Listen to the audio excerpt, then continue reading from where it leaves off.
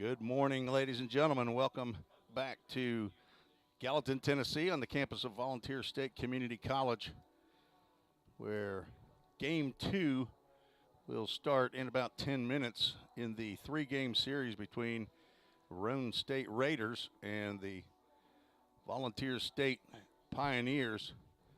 Pioneers wearing their baby blue tops. And they do look good today, don't they, Tim? Those baby blue uniforms look great. Samuel Park along today for the doubleheader. Welcome, Samuel, to the broadcast. It's good to be back after the chaos of yesterday. Well, it's probably about the same weather-wise here for today's ball game. We're hoping it's less wind than we had yesterday. So yesterday's ball game did not turn out well for the Pioneers. A 6-5 loss in 10 innings, scheduled for 9 innings. Pioneers tied the game at 5 with a run in the bottom of the 9th, but gave up an unearned run in the top of the 10th and could not repeat the action in the 10th inning that they had created in the 9th and lost 6-5. Lane Dale, who came on in relief of Parker Henderson, got the win, moved to 1-2 on the season. Landon Tucker with the tough loss, losing on the unearned run. Ty Martin scored on the wild pitch, but he got on base with a single, but ended up coming around to at least third base on an error. So Big J Charla was the right rug flooring player of the game with a 3-for-5 ball game yesterday. And all three, Landon Godsey, Jace Mizell, and Braden Vineyard, extended their hitting streaks. So they will be on the line today. Let's get to the Toyota of Gallatin starting lineups first for the Roane State Raiders. Leading off, playing second base, local product from Gallatin High School, Cade Martin. Batting second, playing shortstop, Josh Sanchez Harris. Batting third, playing first base, Detweiler. Parker Henderson, yesterday's starting pitcher, will be down at the hot corner at third base, batting fourth again. Ty Martin scored that winning run in the top of the 10th. Will play center field and bat fifth. He is the older brother of Cade Martin, who's at second base. Batting sixth, the DH, Tanner Park. Batting seventh, Evan Cage, played left field. Lane Spry will be behind the plate once again. He will bat eighth, and Sam Abshire, who got in as a sub yesterday, will play right field and bat ninth. On the mound for the Raiders, from White House High School, just up the road from Volunteer State, Dustin Palmer, a left-hand pitcher, sophomore, 5'10", 170 pounds. And he will be the Game 2 starter for head coach Cam Hamsley in his fourth year with Roane State. His assistant coach is Garrett Dalton. And Zachary Edwards is the pitching coach. And the Raiders come in with a 7-16 record overall, now 1-3 in conference play. And now the starting lineup for the Pioneers, leading off, playing center field, Jake Burris. Ethan Huddleston back in the lineup. Back at second base and batting second, Landon Godsey at first base, batting third. Cleanup hitter Jace Mizell playing right field. Braden Vineyard, the DH, for Game 2 here of the series, will bat fifth. Carter Vrabel at third base, batting sixth. Logan Molnar, shortstop, will bat seventh. Caleb Hawkins, the 8-hole hitter, behind the plate. Hunter Searcy, batting ninth, playing left field. And on the mound for head coach Jim McGuire is Eli Klotfelter, right-handed pitcher from Ringgold, Georgia, formerly of Indianapolis, Indiana. Went to high school, finished at Mount Vernon in Indianapolis. Business administration major, the son of Rob and Crystal Klotfelter. And the older brother to Maggie, grandson of Papaw in Ringgold and Mimi in Tunnel Hill. Klotfelter with 5 appearances, all starts so far in 2023, as a 2-0 record. 22 innings pitched, given up 22 hits, 10 runs, 8 were earned. Has walked 14 and hit 8 batters, so a little trouble finding the strike zone. But when he finds it, he strikes out a lot of batters. 25 have gone down as they face Eli Klopfelter. You see the umpires who were with us yesterday. They have switched positions for game 2 here. Todd Mullins will be behind the plate, and Tim O'Day will be on the bases for today's contest. Head coach Jim McGuire, out in the red, is in his second year with the Pioneers, and he is assisted by Braden Kale, who's the pitching coach in his first year, and volunteer assistant coach John Ripel, also in his first year. So, Samuel, this is your second game to actually attend here on baseball. Is that right? You listened a little bit to yesterday's game, you said? Attending the games? Yes, second game attending. Listen. Yes, this is my second game actually being in the ballpark. Okay. And tell the folks again who were not with us Wednesday a little bit about yourself. Well, grew up in Goodlettsville and went to Beach High School.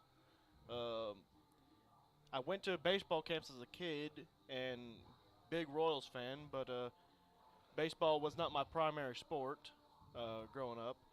But I do like it. It's grown on me a little bit more because I've, the rules of the game have evolved into what they should have been before to make baseball more fun, and I've just stopped listening to all the people that don't want to make baseball fun, saying that, you can't enjoy watching baseball, the players can't enjoy being on the field, because that's what made baseball fun, was when the players are enjoying being on the field, makes it fun to watch. But how I ended up at Vol State was originally I was at TCAT to be a auto mechanic, and that didn't go too well. And then the pandemic came. I got laid off from being an auto mechanic and just said, well, if I'm going to get canned anywhere, I'm just going to be somewhere I enjoy and see if I get canned. So that's what led me to go to Vol State to try to become a broadcaster, and we'll see how this ends up now. Okay. Well, the Pioneers have taken the field. We'll have our national anthem here momentarily. We'll turn the volume down and let you still see the field. We'll be right back after the national anthem.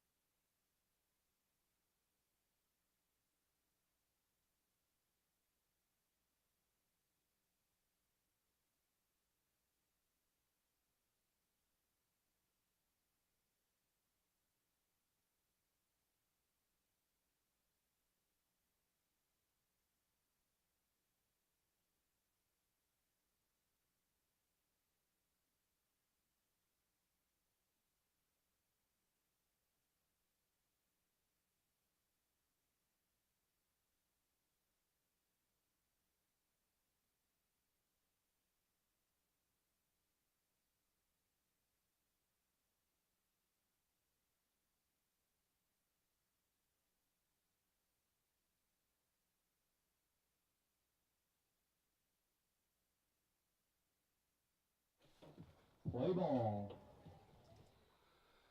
Alex Qualls says play ball, and that's exactly what we will do. As you see Eli Klopfelter step to the mound to get ready to face the Raiders of Roane State, who come in with a 1-3 conference record. And after yesterday's 5 ball games in the TCCAA, there are now no longer any undefeated teams. There is one team that has yet to claim a victory. That's Jackson State. They fell to Cleveland State yesterday. Motlow State defeated undefeated Southwest Tennessee. And Dyersburg defeated Columbia State 2-1 yesterday. Columbia State swept the series against Roane State last weekend. And Walter State defeated Chat State yesterday 18-7. Of course, the Pioneers come in with a 2-2 record. 2 7-inning ball games scheduled for today. Rain is forecasted for later on this evening, maybe coming in about 5 or 6 o'clock. We're hoping to have these ball games completed by then. Hopefully we don't go into any extra innings. Hopefully no extra innings. Had an extra inning game yesterday. yesterday. Extra inning games are fun, but however, not when it's downpouring outside. Or when it's 46 degrees at game time with a feels like of 43. Yesterday we started at 50 with a feels like of 45. That game started right on time and looked like it was going to be a quick game, but then 7 of the 11 runs scored from the 7th inning on, and that slowed things down. Thank you all for joining us today on the Vol State Sports Network on YouTube and Twitter. No radio feed today.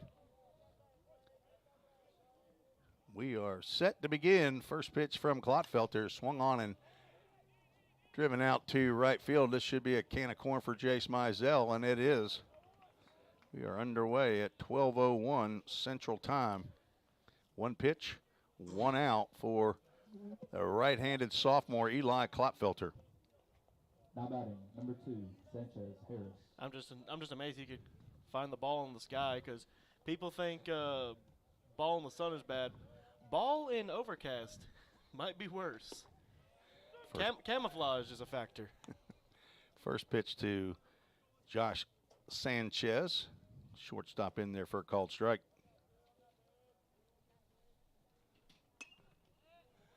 That pitch fouled off to the right side and off the pavilion out there and back onto the field of play.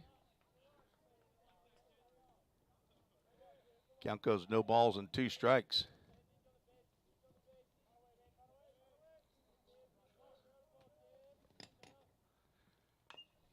That one is tapped foul.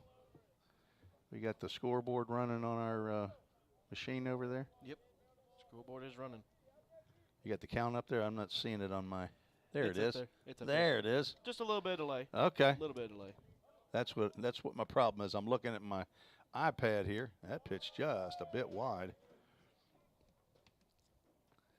I'm normally looking at that video screen right there, and that one's right on time. And when I look at it on my iPad, it is delayed. 1 ball, 2 strikes to the number 2 hitter. Swing and a miss. Ball in the dirt. Hawkins able to dig it out and throw to Godsey to complete the out. First strikeout for Clotfelter. If you're keeping a book at home, and I don't know why you would, but put out goes to the first baseman, Landon Godsey, whose folks Paul and Suzanne are supposed to be here. I didn't see him before the game, but I'm sure they are in from Indianapolis. So with 2 outs, Detweiler from Clarksville Rossview High School steps in. First pitch misses outside. Detweiler was 1 for 5 in yesterday's game, scored 2 runs. A single and a stolen base. There's a pitch on the outside corner. Called strike. Parker Henderson on deck.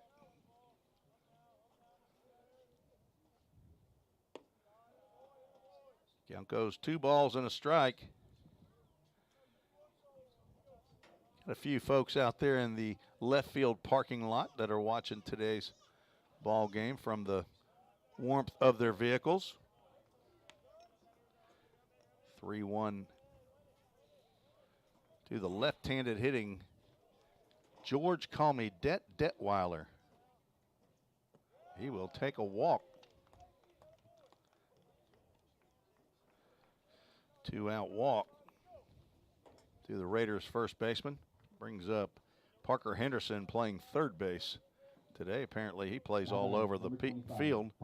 Starting pitcher of game 1 of the series yesterday, and also the DH. He also went 1 for 5, scored a run. There's a line drive into center field for a base hit. Burris collects it on 2 hops and gets it back into the infield. And 2 outs, 2 runners now on. for Roane State and brings up Ty Martin, sophomore from Gallatin High School. Had a big day yesterday in his return to Sumner County. Went 3 for 5, scored 2 runs.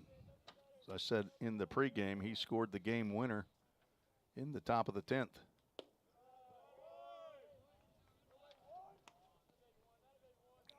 Glatfelter retired the first 2 batters. Then a walk to Detweiler and a single to Parker Henderson. Has 2 runners on with 2 outs. Ty Martin now ahead in the count.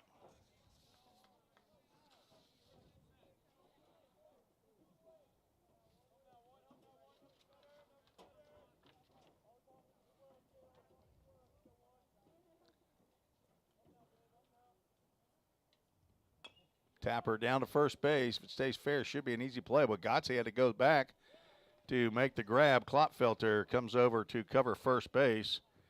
And they just do get the speedy Ty Martin. So 5 batters come to the plate. But the Raiders can't push one across. No runs, 1 hit. No errors, 2 runners left on base. We're through a half inning, scheduled for 7. No score. You're listening to the Vol State Sports Network.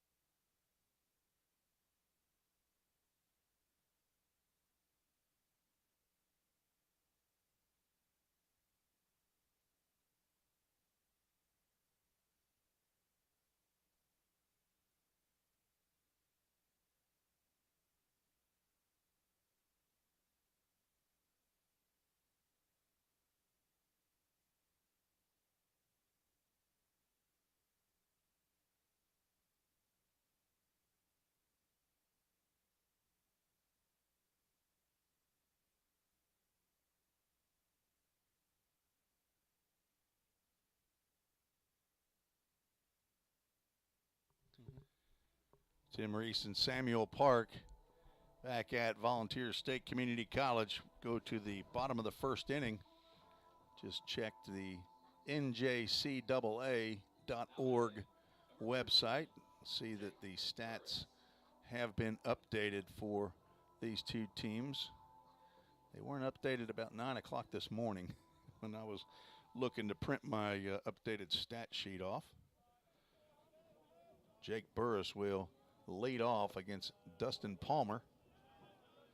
First pitch misses outside. Burris 1 for 5 in yesterday's game, scored 1 run, fouls that one back. Burris now hitting .333 on the season, 21 for 63, 5 doubles, 9 RBIs, on base average of .429. There's a breaking pitch, just misses outside. On deck, Ethan Huddleston. Did not play in yesterday's game. Back in the lineup today for head coach Jim McGuire. There's a breaking pitch right over the plate. Nice pitch by the sophomore from White House High School in White House, Tennessee. There's a fastball that catches caught the corner. Lane Spry was true to his name back there. He was coming out ready to fire down to third base, and the count goes full. We have a full count Ministries, full count. Swing and a miss on a high fastball, and Burris goes down for out number 1. Palmer just challenged Burris there. Pitch little bit above Jake Burris' swing. Huddleston steps into the plate. Hitting .319, 22 hits. Breaking pitch catches the outside corner for a called strike.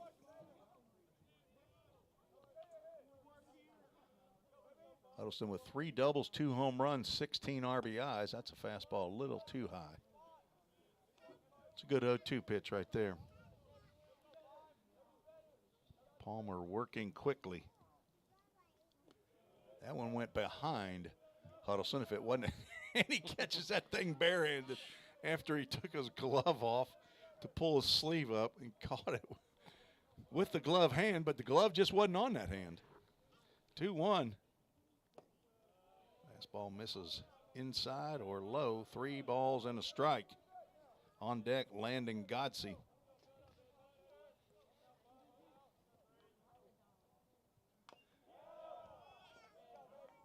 That ball tapped foul just past Landon Godsey on deck, and we'll have the second straight batter of Full Count Ministries. Full count.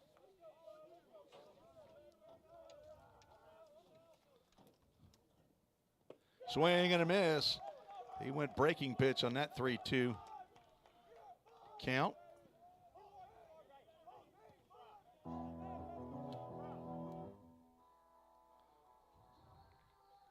Landon Godsey will step into the box with 2 outs and nobody on. Godsey leading the team in hitting with .422 average. Fastball just misses inside. Godsey got a hit in his last at-bat yesterday to extend his hitting streak to 14 games.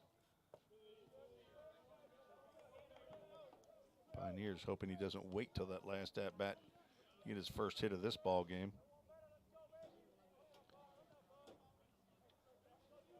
Should get a pitch right here on a 2-0 count, and he does not. Count goes 3-0.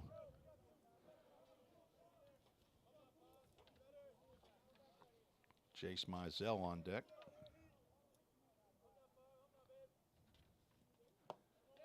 Nearly hits Godsey with that one. Wouldn't be an unusual occurrence, as Godsey has been plunked several times this year. Let me check. He got hit yesterday in the first inning.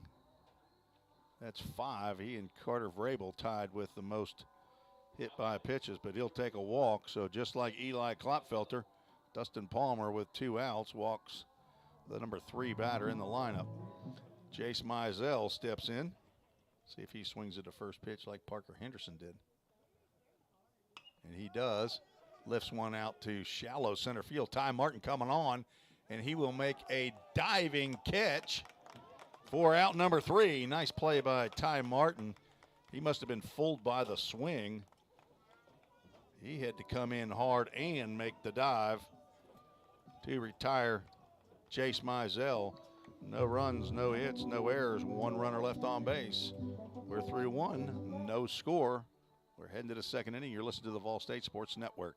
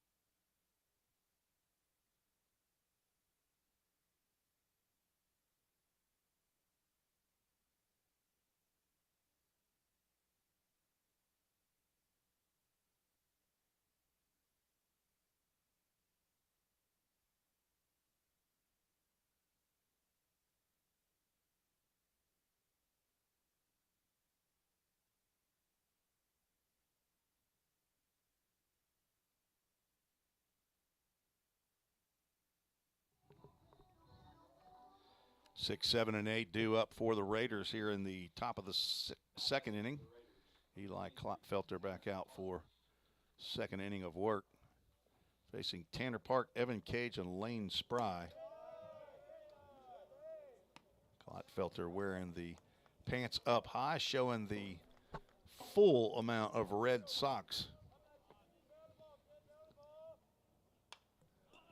MGM Industries foul ball off to the right side. Count goes 1 ball, 1 strike, 1 hit in the first inning for Roane State. Single up the middle by Parker Henderson. There's another ground ball up the middle. Molnar reaches, grabs, throws on to Godsey at first base for out number 1. Logan Molnar, the only freshman on the field for the Pioneers. Hunter Searcy out in left field. Jake Burris in center. Jace Mizell in right. Carter Vrabel at third. Logan Molnar at short. Ethan Huddleston at second base. Landon Godsey at first. Caleb Hawkins catching Eli Klotfelter. And there's a line drive base hit by Evan Cage. Cut off by Searcy. Runner still going, and he will get in there for a double. Hustling out of the box was Evan Cage. With 1 out, Raiders have a runner in scoring position. Lane Spry steps to the plate. Lane Spry. Spry was 0 for 3 in yesterday's game, had a sacrifice fly and the 1 RBI.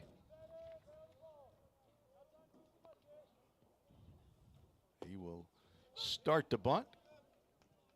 Sharp breaking pitch catches that outside corner. Garrett Dalton coaching down at third base, assistant coach for Cam Hamsley. Another breaking pitch that apparently was a little farther out than the other one. And I assume that's Parker Serrano down there at first base yet again.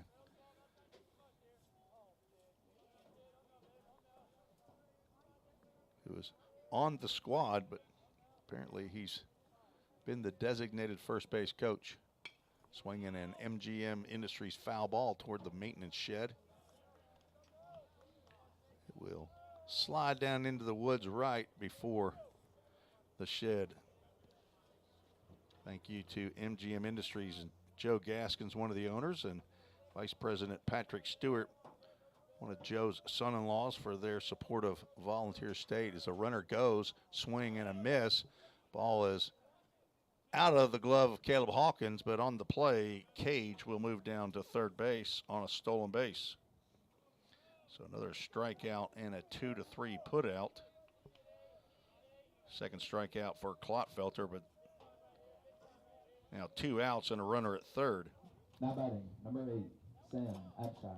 Third stolen base of the series already for the Raiders.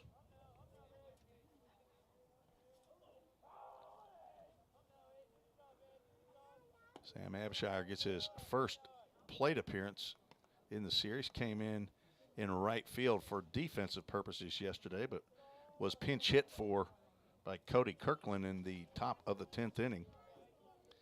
Abshire, a transfer from Cumberland University. There's a nice stop by the redshirt sophomore Caleb Hawkins behind the plate. Backhanded breaking pitch. Klotfelter's got such a great breaking pitch, a lot of break. It can be difficult on that catcher with a man at third base. There's softly hit line drive out to Ethan Huddleston. No problem for the redshirt sophomore. So he makes that catch for out number 3. No runs, 1 hit again, no errors. 1 runner left on this time. Still no score. You're listening to the Vol State Sports Network.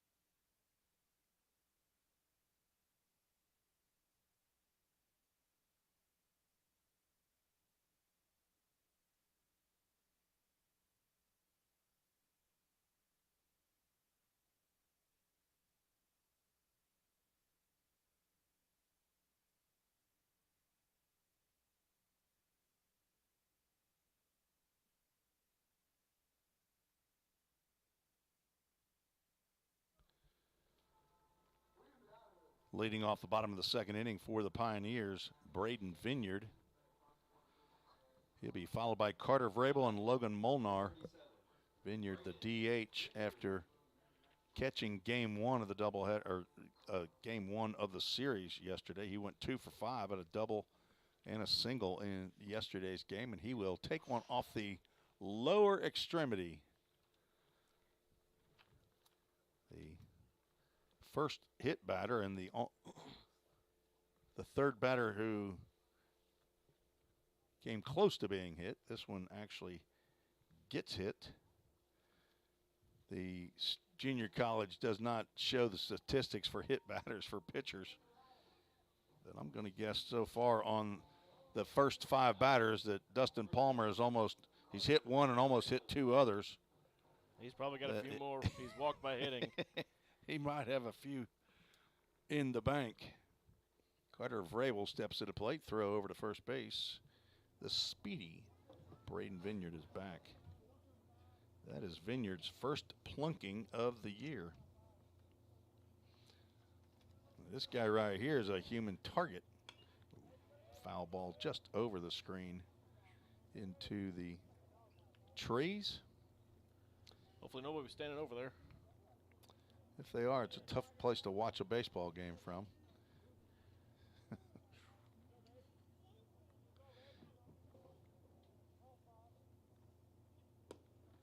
Fastball outside. 3 sets of stands right behind home plate, and then 1 set down the right field line past the dugout on the visitor side. A step off and a faux throw. That's his 1 step off for this batter. New rule this year that pitch stays outside. One of those new rules, if to speed the game up, if you step off twice in a batter, then it's a ball on the batter. So the pitcher could actually walk somebody without throwing a pitch. Palmer now struggling to find the zone. 3 balls and a strike to Carter Vrabel.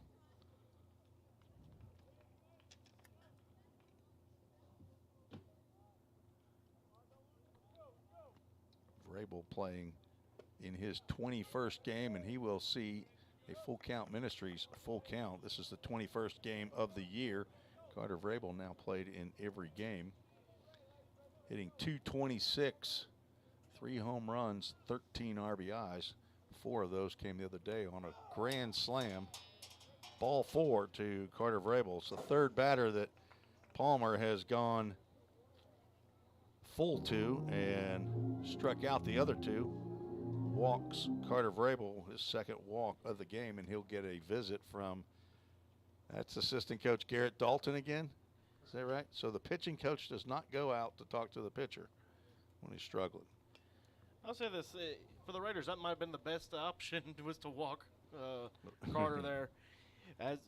Last time I was up here, he hit the grand slam to basically almost borderline put the game away against, I can't remember who. Vincennes.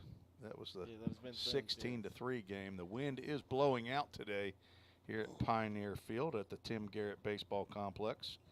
See it blowing straight out to center field toward the Gap building. That's what that big white building is you see beyond the trees. Of course, there are some pine trees out there and other trees that the leaves have not come out yet.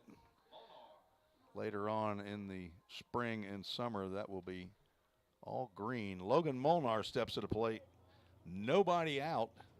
Runner first and second. He will square to bunt, and a strike is called on a pitch pretty far inside. Molnar probably would not have been able to get the head of the bat on that pitch. Here, assistant coach John Rypel down at first base calling out plate coverage. Molnar will attempt a bunt again and come up empty. He's now down in the count, no balls and 2 strikes. Coach McGuire still giving signs. Look at Molnar look like he would not be expected to bunt again, and he's not. There's a line drive base hit into left field. Coach McGuire will hold up Braden Vineyard at third base. So the first hit for the Pioneers on an 0-2 pitch after Molnar was attempting to sacrifice. Sometimes it works out that way, Samuel. Oh, yeah. Sometimes the sac bunt does not work. Hopefully the batter is not so upset at himself that he decides to, or gets a little bit too upset and can't actually swing the bat. But Molnar delivered the base hit into left field. Brings Caleb Hawkins to the plate. Hawkins looks at a breaking pitch that stayed up just a little too high. Hawkins having a tough go of it early on here in 2023. And looking to get healthy here today against Roane State as he fouls that one straight back. A year ago, hit .299 for the Pioneers as the #1 catcher. 6 home runs, 26 RBIs, and he rips that one foul into the parking lot down the left field line. Now down in the count, 1 ball and 2 strikes. Caleb Hawkins, the son of Ray and Misty Hawkins and brother to Vol State alum Grant Hawkins and Haley and Hannah. The pitch just gets out of the glove of Lane Spry, but not far enough for Braden Vineyard to score. Vineyard at third, Vrabel at second. Molnar at first base, nobody out. Hunter Searcy on deck. Pioneers looking for a big inning. Tapper down a first base line. Detweiler come in and glove that one. Count remains 2 balls and 2 strikes. Hawkins with 5 hits so far this year, 1 double, 1 home run, 5 RBIs. He drives one to left field. That will get down. That will score 1 run. Braden Vineyard just now crossing the plate. So an RBI single as Caleb Hawkins had to reach down for that breaking pitch. Drives it in the left field. Vrabel had to hold up to see if Cage was going to make the catch. Everybody moves up a base, and there is the Framework Athletics first run of the game as the Pioneers take a 1-0 lead. Here in the bottom of the second inning, Searcy sees the first pitch from Dustin Palmer. Missed the zone. Swing and a foul ball off to the right side. Searcy batting 9th in the order on deck. Leadoff batter Jake Burris.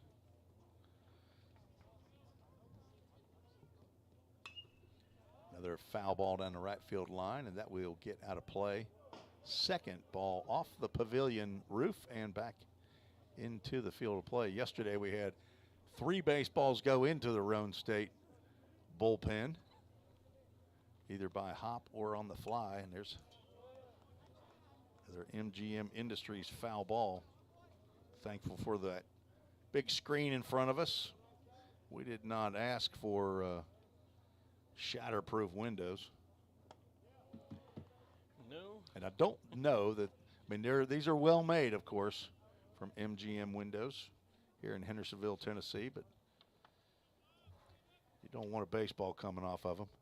Nah. What is it? Swing and a miss on a high fastball. Nice pitch by Dustin Palmer to get the first out here in the second inning.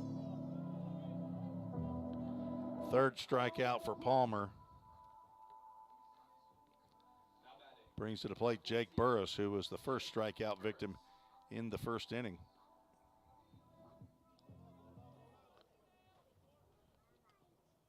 Breaking pitch called strike.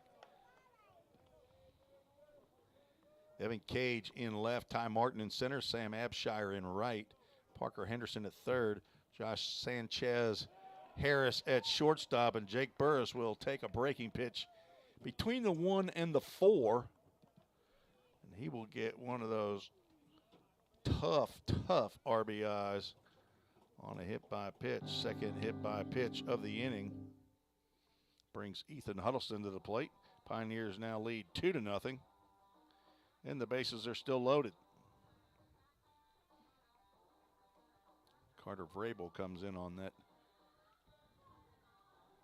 pitch from Palmer. Now batting, number 3, Ethan Huddleston. Ethan Huddleston steps to the plate. He also struck out in the first inning after nearly getting hit by a pitch. I was saying maybe the base of those situations getting into this pitcher here, cause him to walk everybody. Palmer came in with 12 walks in 10 innings. Like I said, it doesn't tell me how many hit by pitches he has, but this is his 3rd start of the year and 7th appearance.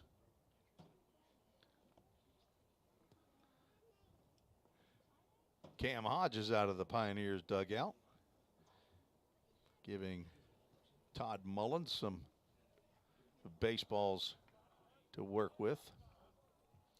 Huddleston now looks at a 2-0 pitch. Another breaking pitch misses outside. Another left-hander is getting warmed up in the Raiders bullpen.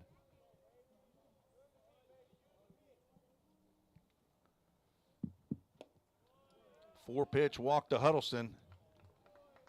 Another free base and another RBI. That is the 3rd walk. 2nd walk of the inning.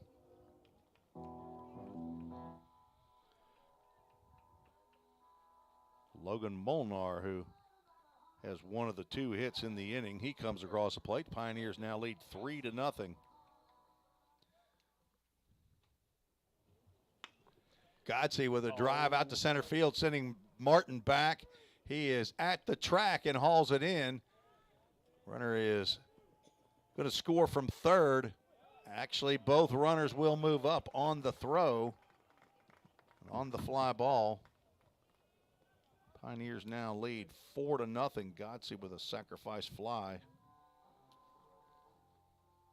There are 2 outs.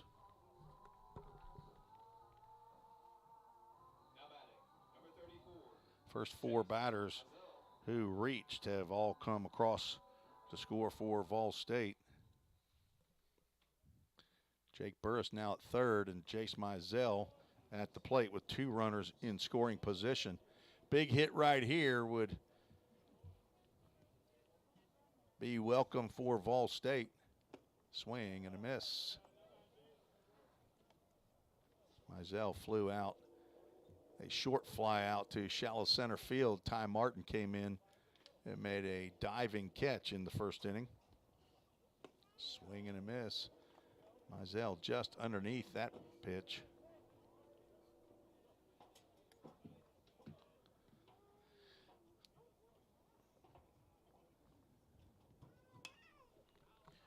MGM Industries. Foul ball into the grass beside the bleachers down the right field line behind the Roane State dugout. The 1-2 pitch on the outside corner. So says the home plate umpire. Jace Mizell, I don't think agreed with that call, but 9 batters come to the plate for the Pioneers as Dustin Palmer gets his 4th strikeout. The Pioneers score 4 runs on just 2 hits. No errors, 2 runners left on base. 4 spot in the second for Vol State, and they lead 4-0. You're listening to the Vol State Sports Network.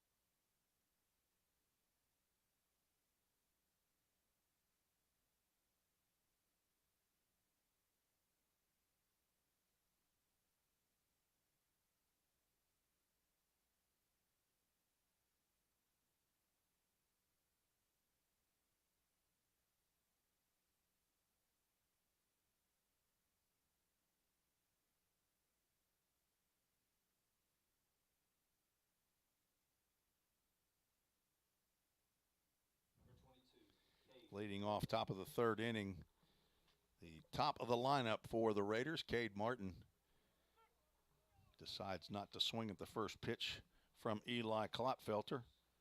Takes a called strike. Swung at the first pitch of the game and flew out to Jace Mizell in right field. Swings at this pitch and two-hopper to Molnar. Steps back, another one in the dirt, and unable to be dug out by Landon Godsey. Cade Martin will reach on the errant throw by Logan Molnar. He's going to have nightmares of that for a minute because he had it right there. Third error of the series for Molnar. Had 2 yesterday. Josh Sanchez Harris, shortstop, struck out in the first. And he gets a foul ball off the knob of his bat. Didn't even move. That doesn't feel good on the hands, but I'm going to tell you, it's better hitting off the knob than it hit off the hand. Mm-hmm.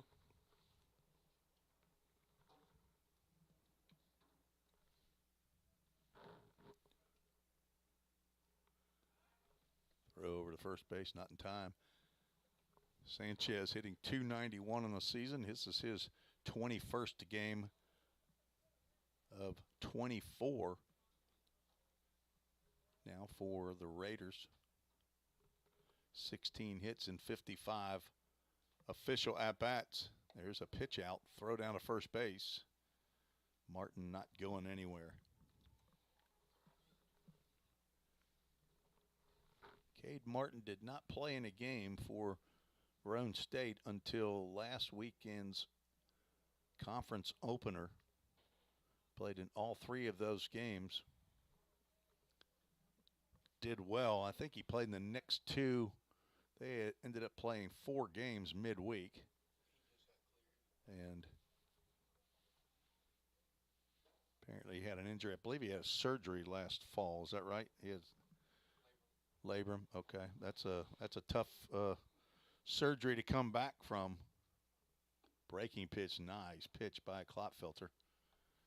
In there for a called strike.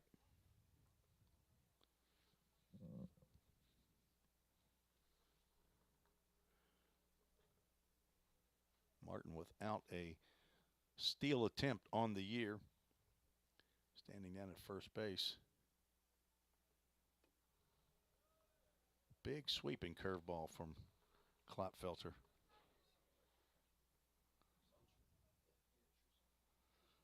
On deck, Detweiler.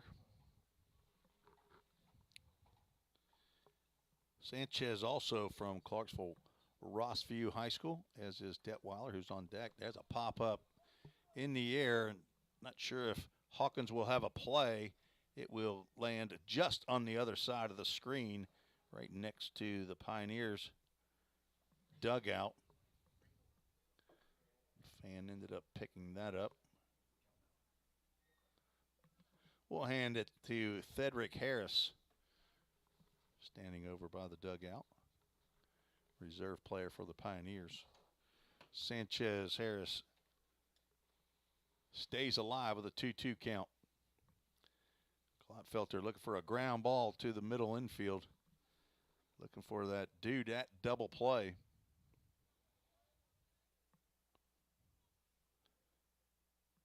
Two-two breaking pitch on the inside corner. Down goes Sanchez, shaking his head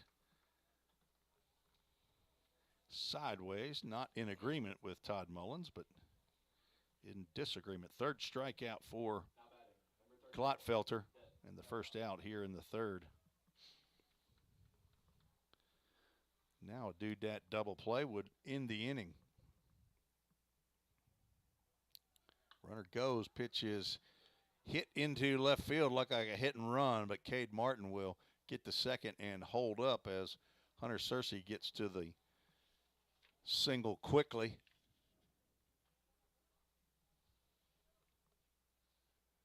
Carter Vrabel holding the left hamstring and now stretching it out. Not sure what happened there. He went down to a knee to get the ball that was thrown in from Hunter Searcy.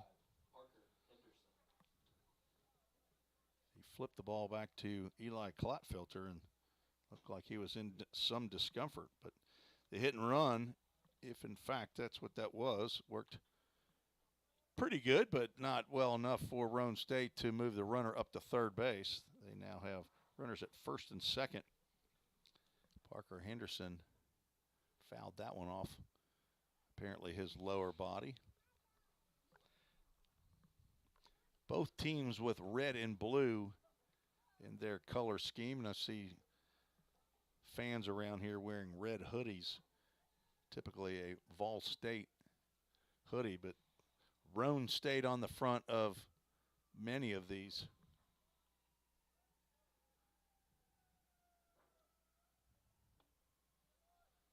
Fastball misses inside, also misses Parker Henderson. He saw the first pitch from Eli Clotfelter and delivered that into center field in the first inning. Henderson from Henry Clay High School in Lexington, Kentucky.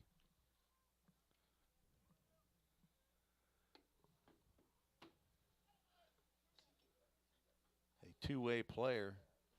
Was a starting pitcher in yesterday's game. Also the DH, playing third today, hitting .226, a double, a triple, 5 RBIs.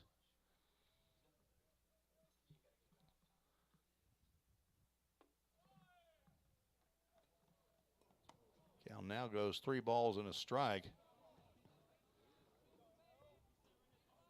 And Ty Martin on deck, left-handed hitter. Henderson hitting from the right side.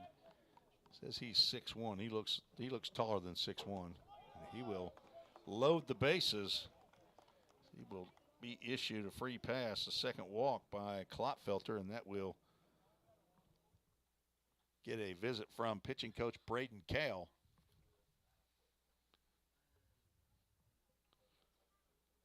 So an error, a base hit into left field, and now a walk have loaded the bases for Roane State with 1 out, and the speedy Ty Martin stepping in the box. From your rival high school, one of your rival high schools, Samuel Park, who went to Beach High School. He is from Gallatin. They have 3 Gallatin players on their team. Pioneers have 1. That's a shame. Vol State's right in Gallatin. Also have actually 2 Beach players for Roane State, 1 Beach player for Vol State, R.J. Moore from Vol State, recent Beach graduate, Cannon Lewis and Zach McWilliams over on the Roane State roster. And that pitch hits Ty Martin, breaking pitch. So 2 runs have scored today on the hit by pitches. That is the 9th batter that Eli Clotfelter has hit. Roane State gets on the board. Unearned run. And the bases are still loaded. Tanner Park, a Gallatin High product, stepping into the plate, and he will lift one out to right field. This should score another run as Jace Mizell will make the catch in fair territory. Runner tagging from third, scores. Caleb Hawkins will throw down to second base, not in time. All runners move up. Sacrifice fly by Tanner Park cuts the lead now in half, 4-2.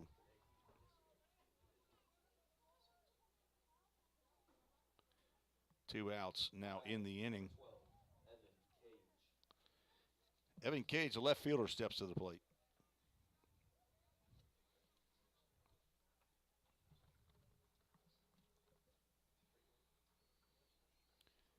He doubled into left center field his last plate appearance. Looks at a called strike.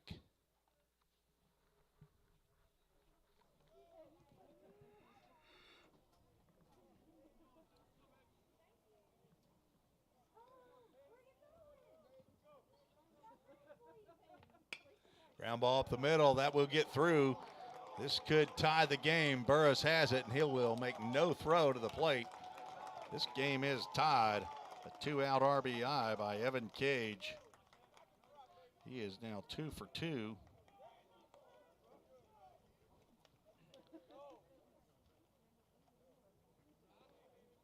Henderson and Martin come in to score. Now batting. Pioneers 4 in the Fry. bottom of the second, and Roane State with a 4 spot in the top of the third. Second hit in the inning for Roane State. Ball is sliced into the, almost into the stands, just over the fence. Landon Godsey hustled over, but no chance to make a play. Lane Spry struck out in his first plate appearance, the 8th batter to come to the plate here in the top of the third inning. Another foul out of play. Inning started with a throwing error on Logan Molnar.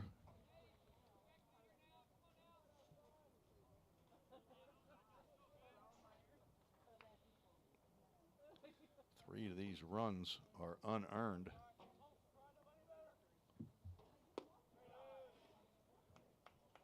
Pitch misses down. 1 ball, 2 strikes to the Roane State catcher. Spry, 6 foot, 175-pound sophomore from Coffee County Central High School, Manchester, Tennessee. That one might stay in play.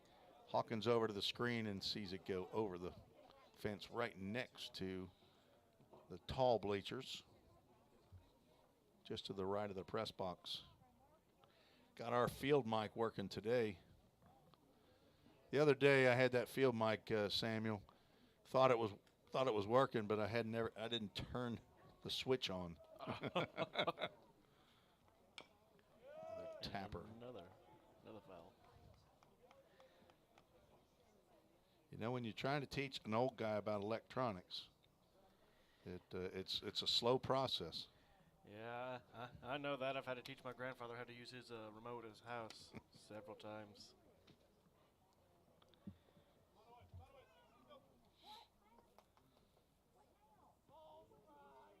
Four runs, 4 hits for Roane State. There's a breaking pitch on the outside corner, and Spry will go down looking. But the Raiders tie it up.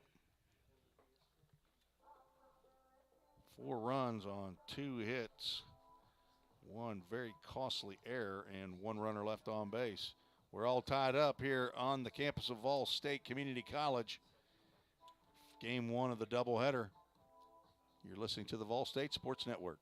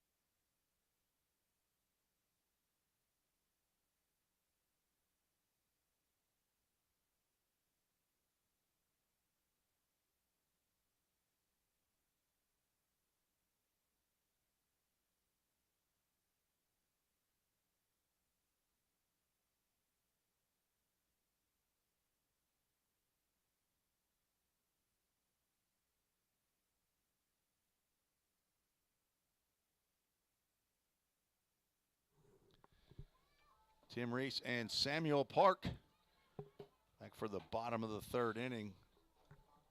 Braden Vineyard will try yet again as he will lead off the third just like he led off the second. He was hit by a pitch by Dustin Palmer, who's still out on the mound for the Raiders. His hitters gave him a reprieve after he gave up 4 runs in the bottom of the second. Delivers breaking pitch on the outside corner. Called strike. Looks like he swung too far in before he realized it was going too far out. Pitch just missed outside. Brand new Toyota of Gallatin scoreboard out there in left center field. Looks great every time I look at it. What a beautiful addition to Pioneer Field here at the Tim Garrett Baseball Complex. Coach McGuire says that the new outfield sign should be in next week. Swing and a miss on a breaking pitch. Count goes 2 balls and 2 strikes. You see one sign out there just to the right of the baseball sign. That's the Framework Athletics banner. There's a called strike 3. Vineyard will go down looking for the first out here in the third. 5th strikeout for Palmer. That is the 4th time in the series that Braden Vineyard has struck out looking. In his 2 for 5 game yesterday, he had a do-dat double and a single, but they were between 3 strikeouts looking as Vrabel will pick up the ball himself. Looked like he got clipped by that ball. He wouldn't be standing right there at home plate if he'd have got hit by that. He'd have been hustling on down to first base like he's done 5 other times this year. Fouled off, an MGM Industries foul ball. Located on Freehill Road in Hendersonville. Go to mgmindustries.com. See all that they provide. Pop up down the left field line. I'm not sure it'll be fair, but it will fall in foul territory. No play as Parker Henderson, third baseman, and Evan Cage went down the line to get it. Typically, you'll see a shortstop heading over that way, but Sanchez Harris didn't get off the dirt 10 feet from where he's standing.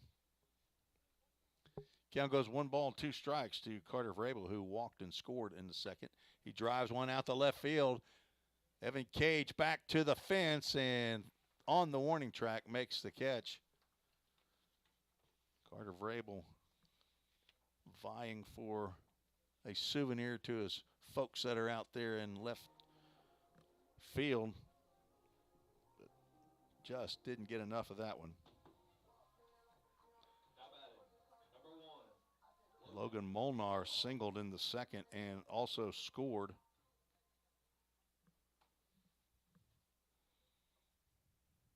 And there will be a pitch. The second pitched ball that's gone behind a Pioneer batter today.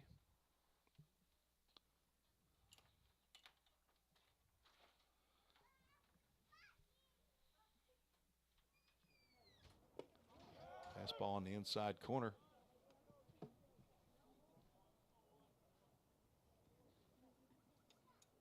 Dustin Palmer, 5'10", 170-pound sophomore. Swing and a miss by Molnar.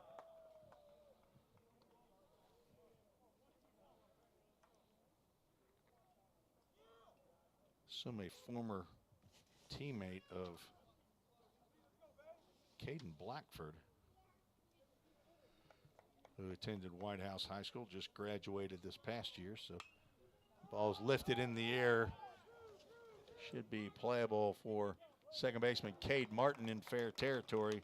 That's a 1-2-3 inning for Dustin Palmer. A nice bounce back inning for the young left-hander after giving up 4 runs on 2 hits in the bottom of the third.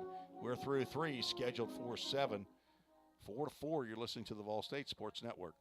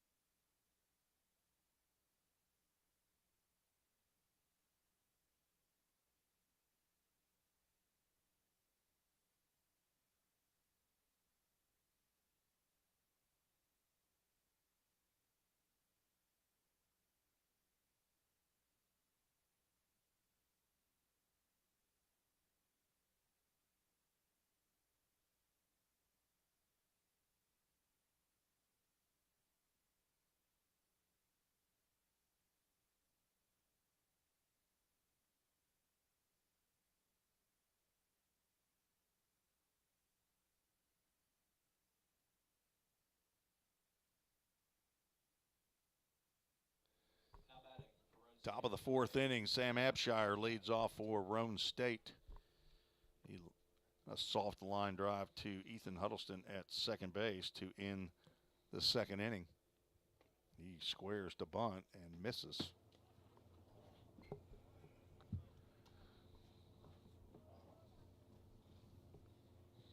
Sam Abshire, also from White House High School, as is Dustin Palmer and Caden Blackford, and he will square around a bunt again. This pitch, an unbuntable pitch.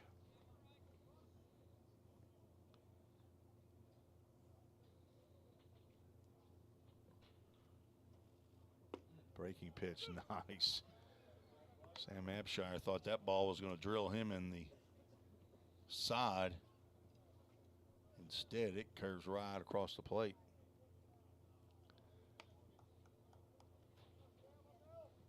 On deck, the top of the order, Cade Martin.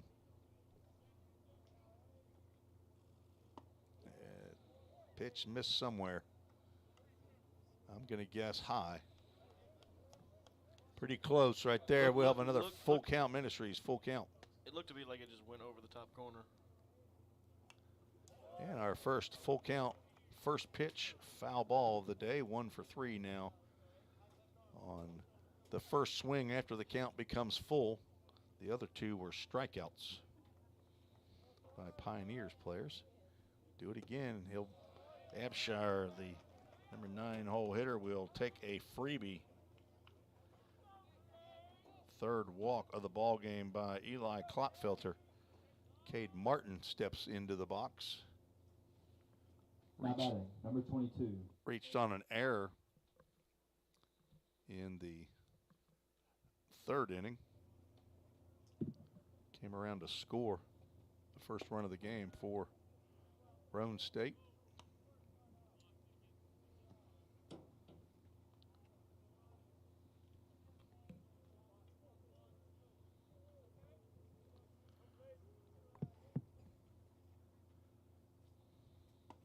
Pitch is high. Looks like the Pioneers have a right-hander warming up. It's like Noah Eatman down in the Pioneers bullpen. Throw over to first base, not in time.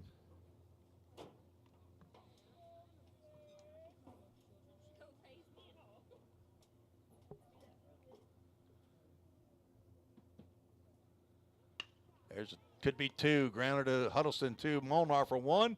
On to first base. A Dudat Communications double play. Just what the doctor ordered. 4 to 6 to 3. And that erases the leadoff walk. Hard hit ball by Martin. That's a 2022 graduate grounding the ball to a 2020 graduate, Ethan Huddleston. There's a hard shot to Molnar. Gets a tough hop, gathers, and throws on to Gotze for out number 3. So after that leadoff walk, 2 pitches, 3 outs, retires Roane State in the top of the 4th. Still tied. We're heading to the bottom of the 4th. You're listening to the Vol State Sports Network.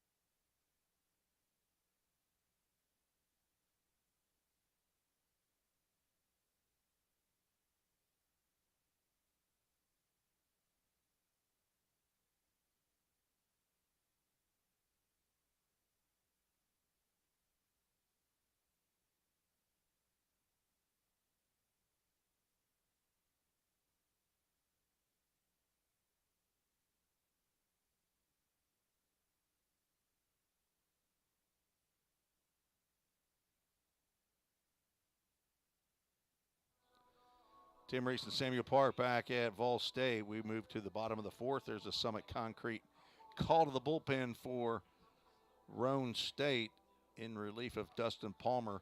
Cole Hedrick, left-handed redshirt freshman, 6 foot, 195 pounds from Chattanooga Christian High School.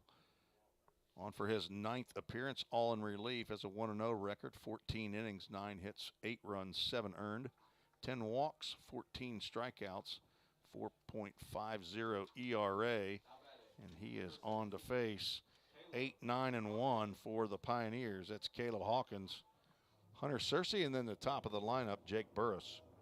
Caleb Hawkins delivered the Framework Athletics first run of the game with a base hit with bases loaded in the 2nd inning.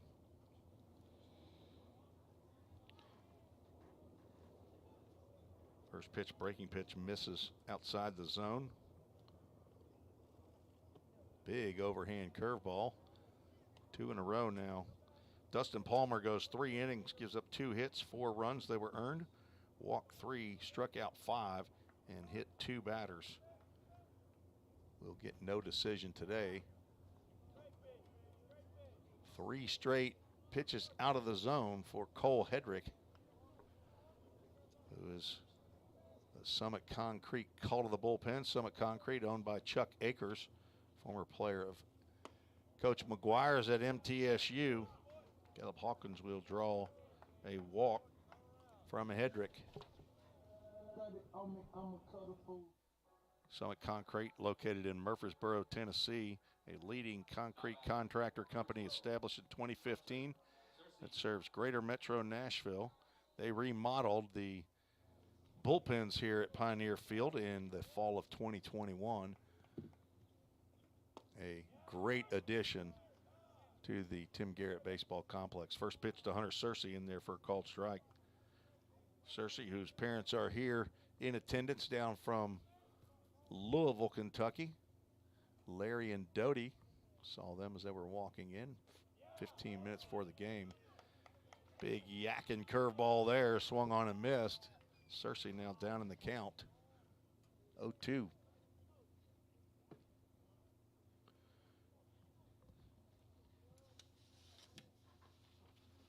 Searcy hitting from the right side. Runner goes, pitch called a ball, throw down to second base. Caleb Hawkins slides in safely.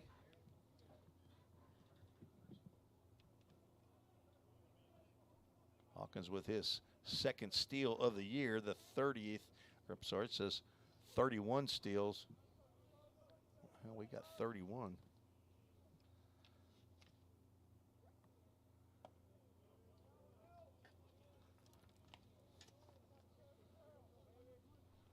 We only had 29 stolen bases after 19 games. Didn't think we had any yesterday. Count goes 2 balls and 2 strikes to Searcy. Just gets a piece of it.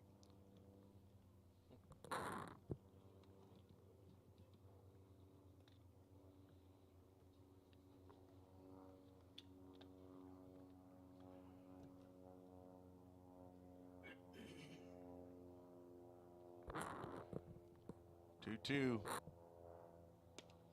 Breaking pitch misses outside. Full count. Ministries full count. Coming to the Pioneer left fielder, Hunter Searcy.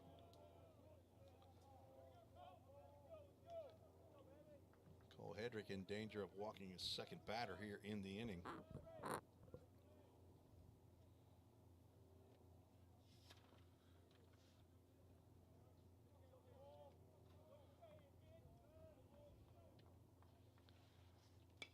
Swung on and popped up down the right side. It will be foul. Detweiler over, and he will not be able to make the catch as that ball turned him around. Our 2nd full count, first pitch foul ball. Was playable, but tough play to make as you're going straight back behind you and then have to orient yourself to a foul ball as it's a little windy out here, but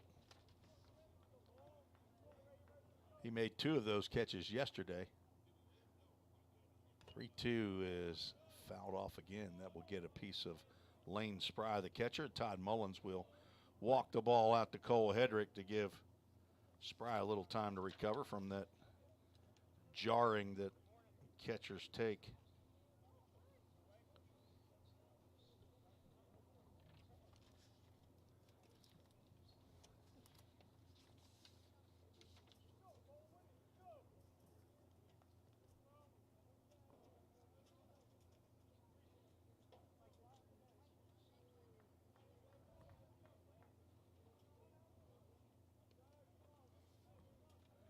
Three-two. High. Close pitch, but a good eye by Hunter Searcy. That puts 2 on with nobody out, and Jake Burris stepping to the plate, and another visit from assistant coach Garrett Dalton. Dalton from Madisonville, Tennessee. Attended Columbia State and then moved on to Milligan. Now, I think this is his second year with Roane? Second year with Roane State. Assistant coach for Cam Hamsley. Hamsley in his 4th year. Got the job in the COVID year. Cam is very young. Is he still in his 20s? Is he like 29, maybe 30 years old? Okay, he's either upper 20s or 30. He is young. Has a relationship with Josh Carman. I think they might have coached together at JP2, Pope John Paul II. Josh Carman, the director of baseball for Full Count Ministries, now also an assistant coach with Trevecca Nazarene University here in Nashville. Jake Burris struck out and was hit by a pitch. He will square around the bunt and miss. Detweiler was charging from first base. Jake Burris leads the Pioneers with sacrifice hits. He has 5 on the year. 4 other players have 1 apiece. He will square around again and called strike 2 on the overhand breaking pitch. Hedrick has got a big breaker. So we've been here before, Samuel. We've been 0-2, 2 attempted bunts. What happened last time? A nice straight line drive that ended up laden to fully loaded bases. The 0-2 pitch, driven into And left same field. thing again. That should produce a run. Oh, As it's producing a run now.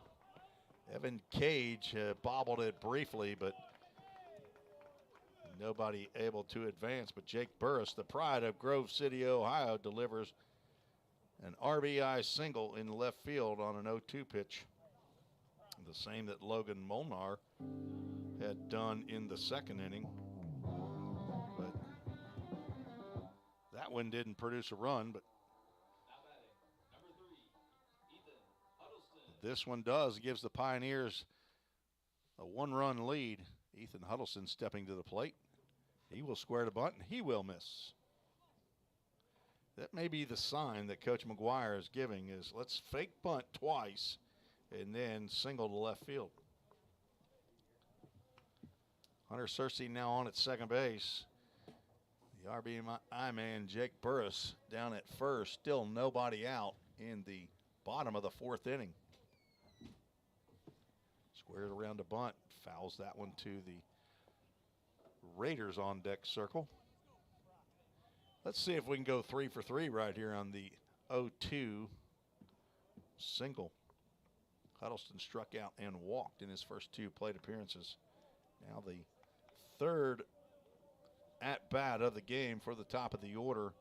And we're still just in the 4th inning. Fastball high. On deck, Landon Godsey.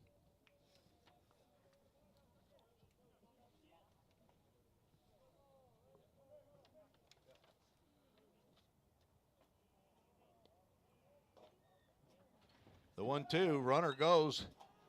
Huddleston waited to the very last second. Almost treated that like it was a hit and run when he saw Cersei take off. But that is more of a run and hit. You can't have a hit and run on a 2-strike count on a batter. Typically, you don't. Cersei was taken off. Burris did not look like he was going until he saw Cersei go. We'll try it again. That'll wake you up. A little bit unexpected. Hunter Cersei had the base stolen, though. They'll pitch in the dirt. Sanchez Harris, the shortstop, was moving towards second base as Hedrick was delivering the pitch.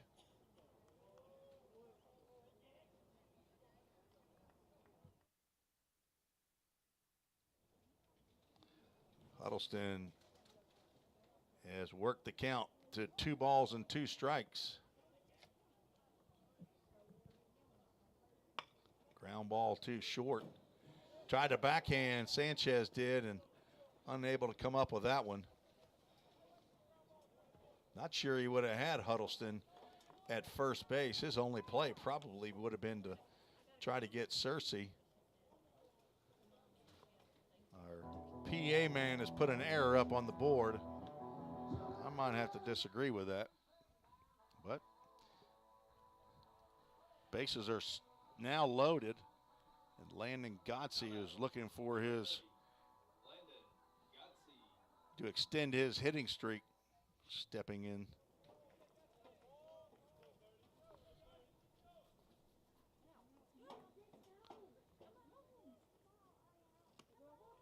First pitch to Gotze, sails outside.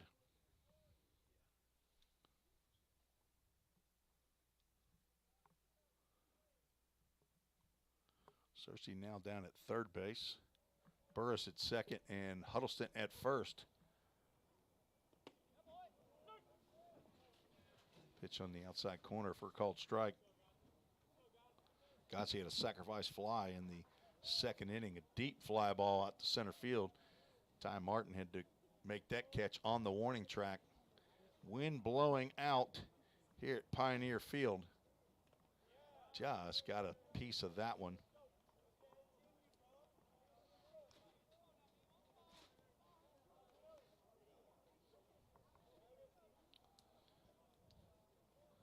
I circled a green circle around a single for Huddleston infield. We'll have to let Coach McGuire make the call on that. He or Braden Kale will look at my book after the game's over. That pitch nearly hit Gotze. Already had 2 batters plunked today by Roane State pitchers, and 2 pitches have gone behind batters. Gotze walked in the first and delivered the sacrifice fly in the second. Looking to drive in some runs here. Softly hit ground ball. Henderson at third. He will elect not to come home and throw to first base. So another RBI for Gotze on the 5-3 put out for the first out. But on the play, Hunter Cersei comes home to score. Pioneers now lead 6-4. I thought for sure Henderson would come to the plate on that softly hit ground ball.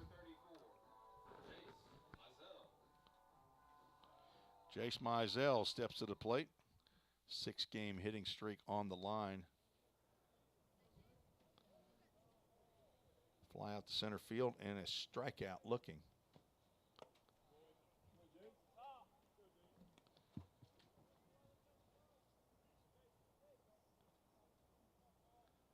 Game time temperature was 46 degrees.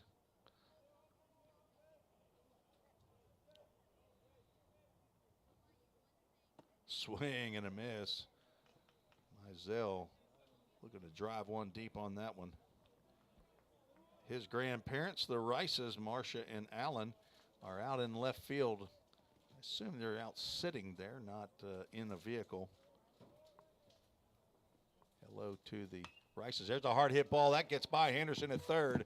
1 run will score. Here comes run number 2. Throw to the plate is up the line, not in time. 2 will score, and on the throw, Jace Mizell moves down to second base. 2-run single for Mizell. Gives the Pioneers an 8-4 lead.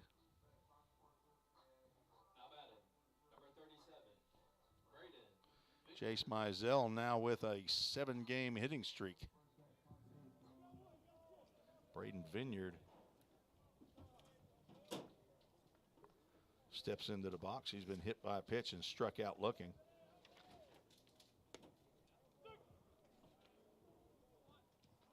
Vineyard trying to improve on a 4-game hitting streak.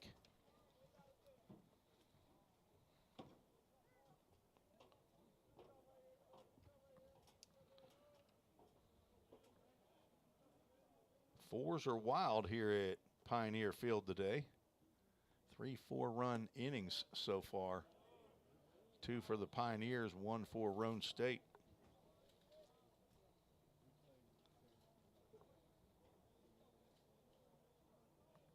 Good base running by Jace Mizell to move up to second base, get in scoring position with 1 out. As the throw from Evan Cage came in from left field, not able to be cut. Vineyard now ahead, 2 balls and a strike.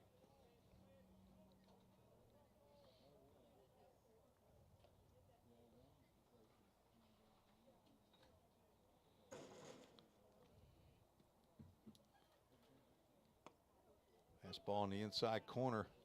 Vineyard trying to find out where that corner is. He'll probably catch game 2 of the doubleheader, so of course he'll have a totally different umpire behind the plate. He'll have the same umpire he had last night. That's Tim O'Day, who's out on the bases here for game 1. 2 balls, 2 strikes, 1 out, 1 on. MGM Industries foul ball off to the right side. That will not. Well, it will get close. Lands in the bleachers. It sure did. I thought it was going to come on this side of it, and the ladies who are sitting there, they leaned forward. I think if they had, they might have got hit right in the bean there. Might have to get some helmets out to the stands. Probably one of these players' girlfriends that's over there. Roane State showing up with some fans here. Another foul ball. Assistant coach Garrett Dalton out on the foul balls. Hadn't learned to delegate yet, apparently. Still activity in both bullpens. Looks like the Raiders, whoever was loosening theirs, shut it down. 2 balls, 2 strikes to Braden Vineyard. Runner goes. Pitch in the dirt. Jace Mizell will pick up his 3rd stolen base, and the Pioneers still have not been caught all year long. The only team in the TCC AA yet to be caught, and will have a full count Ministries. Full count. Infield in. Drive out to left center field. And this ball will get down. That'll be an RBI, and Braden Vineyard will pull into second base for a do-dat double. Now extended that hitting streak to 5 games. With a do-dat Communications double in the left center field. Do-dat Communications has provided signage for not only the newly remodeled press box here, but also the baseball locker room. And we thank Craig Senard for his contributions and support for Volunteer State Baseball. They deliver quality printing and design to the community and across the nation, and have been doing that since 2006. Locations in Tennessee, Oklahoma, and Texas. If you need it, we can do that. From design to fabrication and delivery, there's no project too big or too small for DoDat, DoDat.me. Located here right down the road in Hendersonville. You never heard of DoDat before, had you? No. Close. I've heard of a closer name, DuPont. That's a little different. That's probably entirely different. We will have a Summit Concrete call to the bullpen for the Raiders. Evan Maddox. That is number 30, right? Evan Maddox? Well, there ain't no way he's only 6 foot tall. Yeah, I'm just going to scrap these heights and weights and start making them up because it says Evan Maddox is 6 foot 210. And that's wrong. 6'5", he may be the tallest guy on the team. Hopefully the high school that it shows, Dominion Christian School in Dallas, Georgia, says he's a transfer from South Georgia State, is on in relief of Cole Hedrick, who goes 1/3 of an inning. Gives up, in my book, 4 hits. So far, 4 runs. But Braden Vineyard, I'm sorry, he's given up 5 runs. Giving up 5 runs. It should be 9 now. We need another run on that scoreboard, don't we, Qualsey? Yeah, 9. We got 5 9. in the inning. We broke the 4-run pattern there as Braden Vineyard. I was waiting to see if Quality would notice before I put him on blast for that. I'm telling you, he's sensitive. He doesn't like to be criticized now. Don't get on him about his slow internet on his Twitter feed. He doesn't like that. Twitter was down. Twitter was down. It's always somebody else's fault. Twitter was down.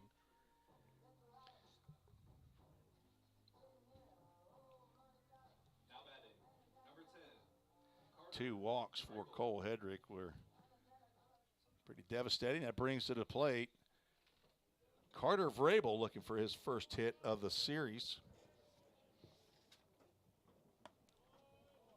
Fastball high and away. Vrabel 0 for 4 in yesterday's game, had a walk. Has a walk today in 2 plate appearances.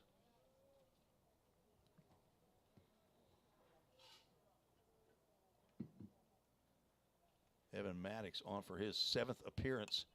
Fouled straight over the newly remodeled press box with MGM windows, right rug flooring, carpet squares, and Dan Zettel reconstruction of our countertop.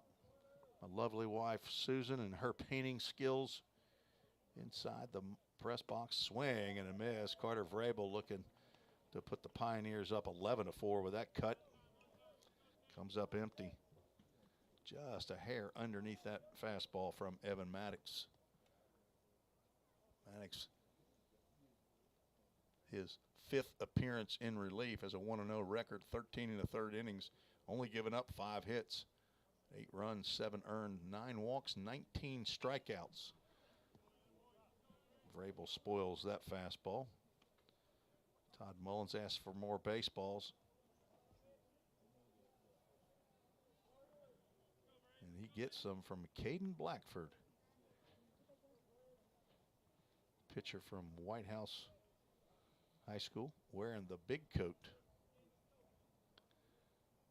Vrabel choking up just a little bit, sees a head-high fastball that he has to duck away from.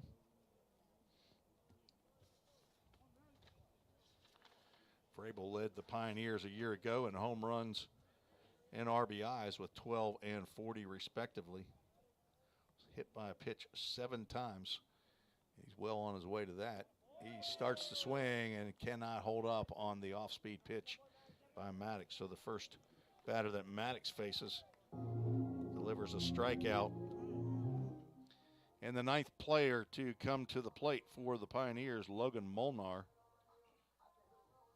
with 2 outs, and Vineyard on at second base. Molnar 1 for 2 from Independence High School. As I said, the only freshman in the lineup for Fall State. Fastball at the knees, called strike. Samuel, do you know where Independence High School is? Trying to think. I ain't got a good. Now you're guessing, right? Yeah. Down in Williamson County, near Thompson Station. Well, that's about as far as I knew. Knew it was Williamson County, but I didn't know Okay. exactly where.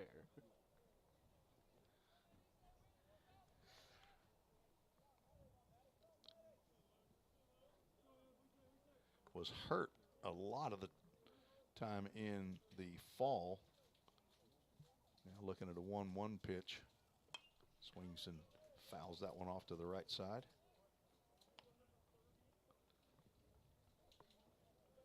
Had a bit of a slow start at the plate, but has come on here lately with the stick. Hit his first collegiate home run at Chat State in Game 3 of the series.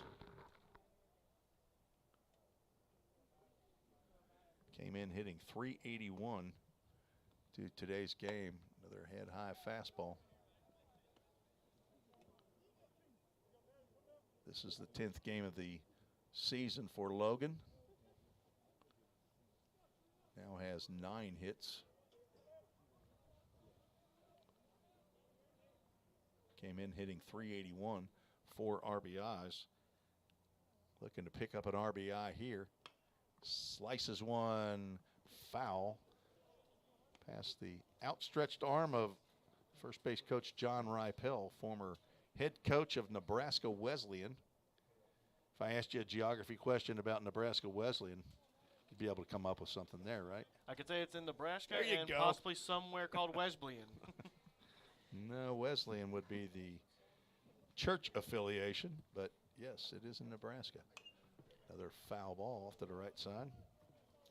Occasionally, I like to play geography trivia, but I don't know the city where Nebraska Wesleyan is located.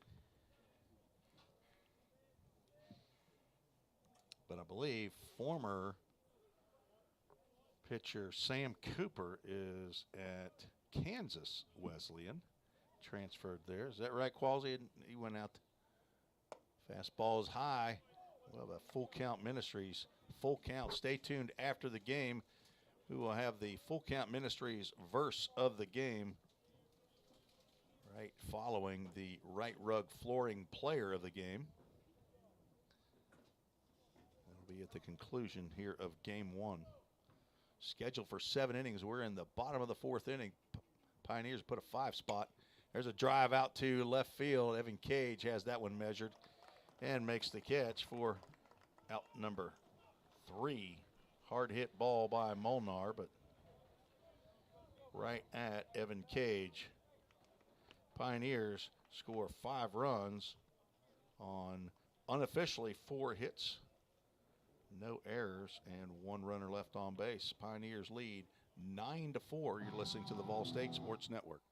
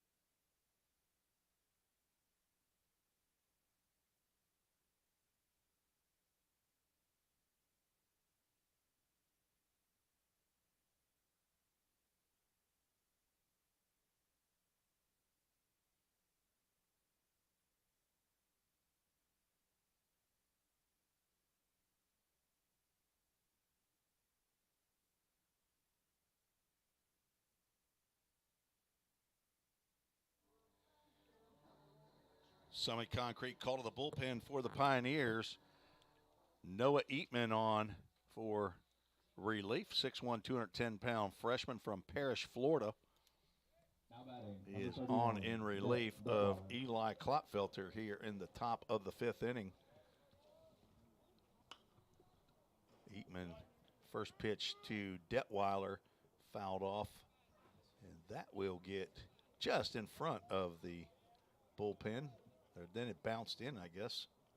Carter Vrabel down there to see if he could make a play, but no play to be made. What number is Eatman wearing in the baby blues here? Looks like it was 36. 39? Oh. Okay. Looked like it was 36 to me. Huh. Guess I'm blind.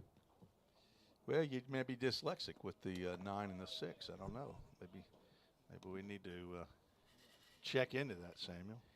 That S, is it sometimes you write that S for Samuel upside down? I don't think. Does it look like a 2? Sometimes it looks like a 2. Ground ball to Huddleston at second. He hits it on 2 hops. Throws to Godsey to retire Detweiler for the first out of the 5th inning. Eatman had a quality relief appearance at Chat State last Monday. Ended up getting his first win. Now batting, number 25, Parker. I'm sorry, it Peterson. actually is his second win, wasn't it? Why did I think that was his first?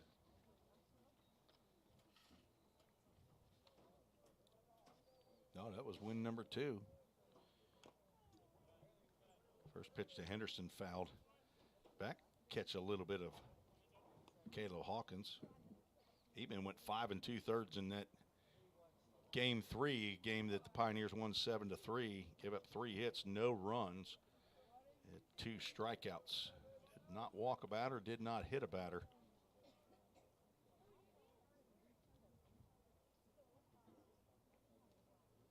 Henderson been on base both times he's been to the plate. Fastball called strike. He would have liked that call when he was on the mound yesterday, but not so stoked about it as he's in the batter's box. He singled in the first, walked and scored in the 3rd inning. Eatman tried to nibble on that outside corner at the knees, but misses just down. On deck, Ty Martin.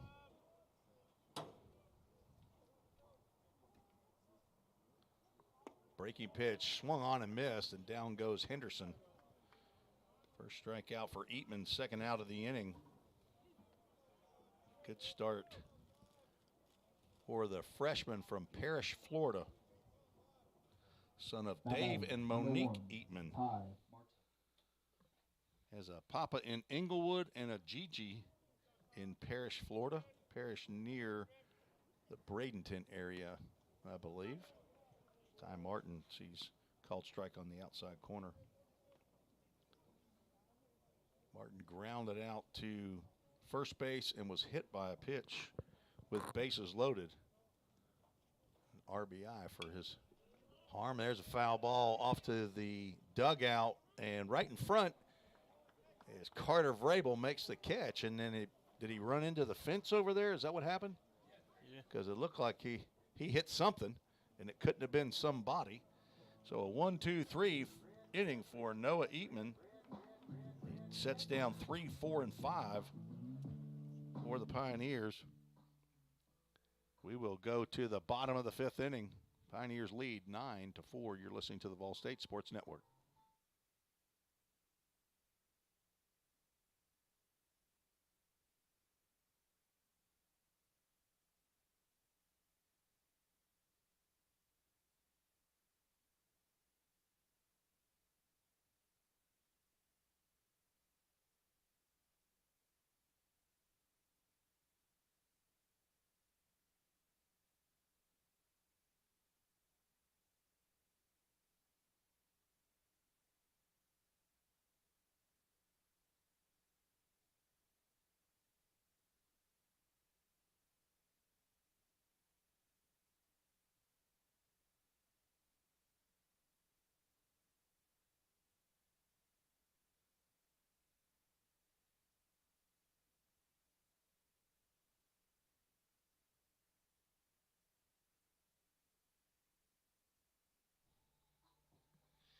Evan Maddox back out on the mound for Roane State. He came on in relief of Cole Hedrick. Ended up giving up those 5 runs, all charged to Cole Hedrick.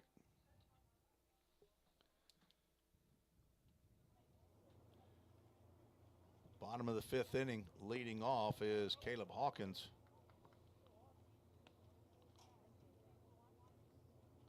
Swings at the first offering from Cole Hedrick. Hedrick retired. The only two batters he faced in the bottom of the fourth. Struck out Vrabel, and that Logan Molnar to line out to left fielder Evan Cage. Hawkins singled and scored in the second and walked and scored in the fourth.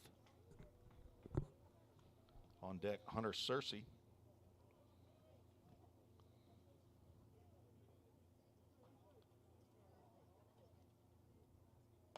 Fastball goes high. Got somebody out here with a big old long camera lens taking pictures. Roane State, is that you guys have camera people that follow? He's right in front of you down here right behind home plate. He was standing over by the Roane State dugout at one point. Count now goes 3 balls and a strike to Hawkins.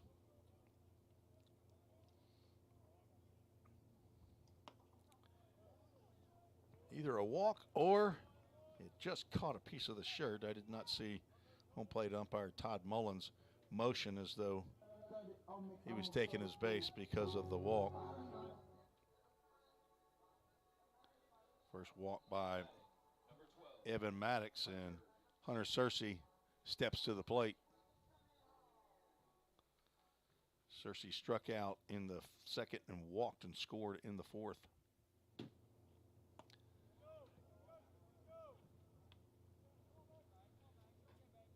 Coach Jim McGuire flashing the signs down at third base. John Ripel, hands in the pockets of his red hoodie down at first base.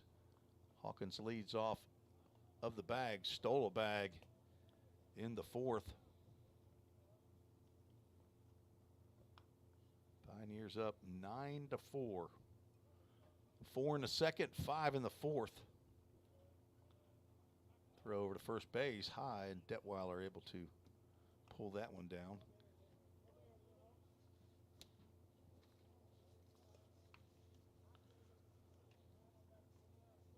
We'll do our Toyota of Gallatin alumni spotlight right after the bottom of the fifth here. Yesterday I forgot to do our 8th inning spotlight with Hayden Schrum, our only number to be retired. Swing and a miss by Searcy. Count goes 2 balls and 2 strikes.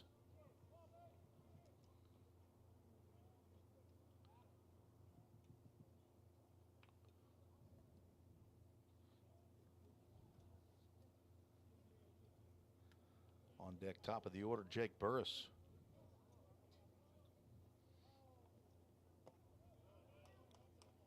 Maddox misses. In danger of walking his second straight batter after retiring the first 2 batters he faced. Full Count Ministries, Full Count. Executive Director Jake Oldham and Director of Baseball Operations Josh Carmen. And there's a full count, first pitch, foul ball. 3 for 5 today. Come in with a 38 for 87 mark on that statistic. Major League Baseball does actually keep that statistic, along with 8 million others. The last I checked, Major League Baseball is around 70% of the time. Swing and a miss. Maddox gets Searcy. His second strikeout. Second time that Searcy has gone down. And the pride of Grove City, the son of Scott Burris and Sherry Burris, steps to the plate. 3rd-year player here at Vol State, Jake Burris.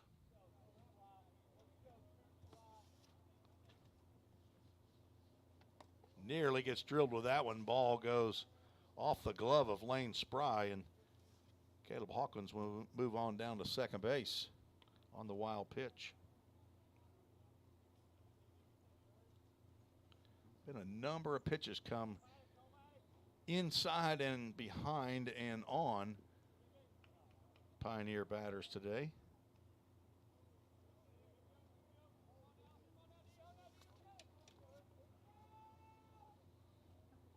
Burris, before this year, played in 76 games for the Pioneers in 21 and 22. Led the team last year in official at-bats.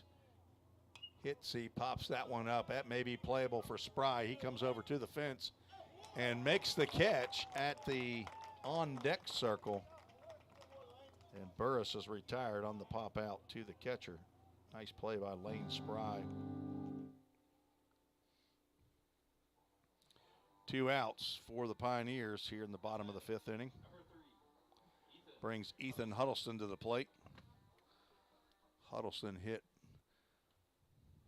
the ground ball in the hole to Sanchez Harris, and now he hits a ground ball to third. Parker Henderson picks and throws to first base. Huddleston is out 6-3 for the 3rd out. In the 5th, no runs, no hits, no errors, 1 runner left on base. We're through 5 innings.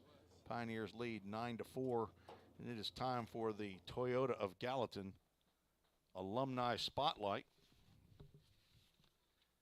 See who today's alumni.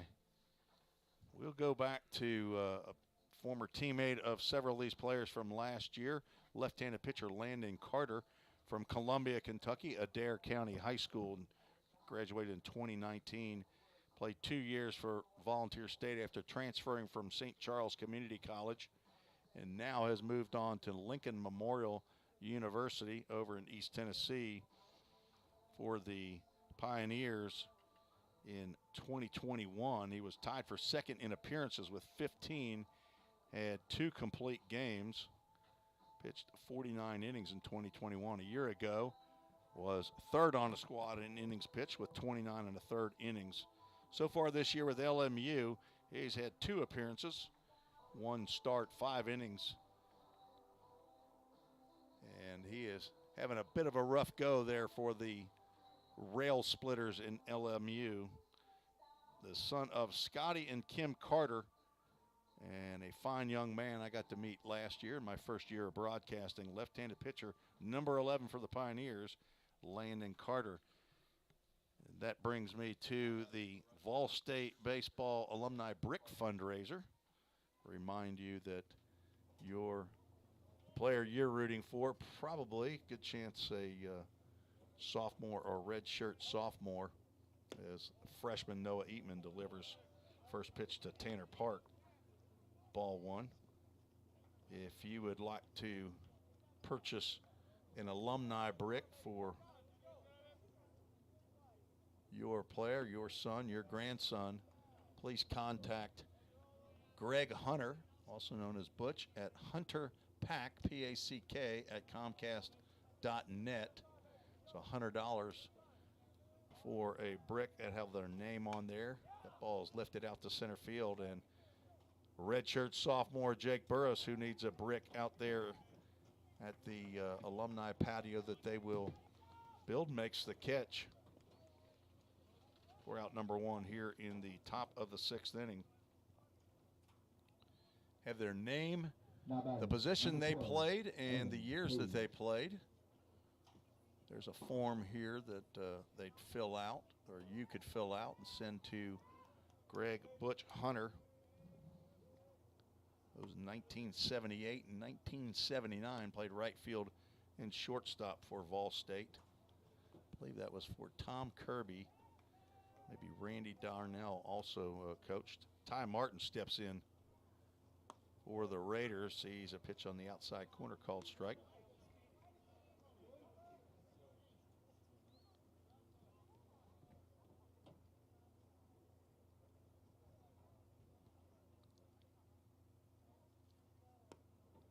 Pitch a little bit wide. Is it 2-1 or is it 1-1? Should be 2-1. 2-1. There we go. I thought we had 3 pitches thrown. I'm sorry, I said this is Ty Martin. It's Evan Cage, another left-handed hitter that he's got a 1 on his jersey, but Evan's got a 2 along with it. Ty Martin just wears the number 1. Cage has doubled and singled, drove in 2 runs in the 4-run 3rd inning for Roane State. Fouls that one off to the left side. Carter Vrabel over to the wall, and he will make the catch. Got to lean around the edge of the wall here. Nice catch. Young man is very, very athletic, and foul balls in that territory. There's not a lot of room over there, but he seems to get to more than visiting third basemen do. So 2 outs. Eatman has now retired the first 5 batters he's faced. Lane Spry steps into the box for the 3rd time. He struck out swinging and looking.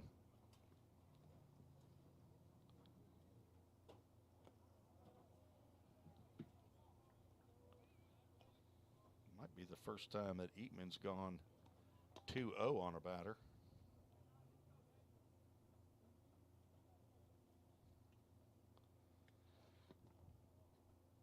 Spry has been behind the plate for every pitch for Roane State, and he takes a 2-0 hack. Comes up empty.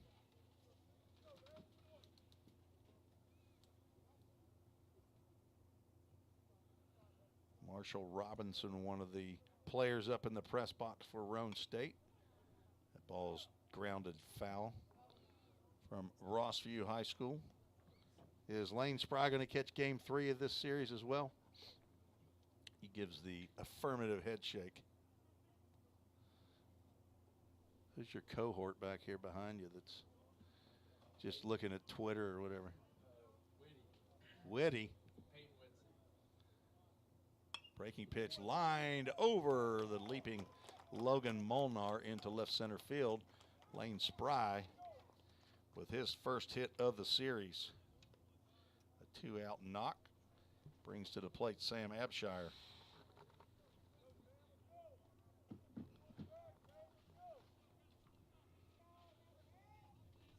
Now batting, number 8, Sam Abshire. Abshire 0 for 1 with a walk.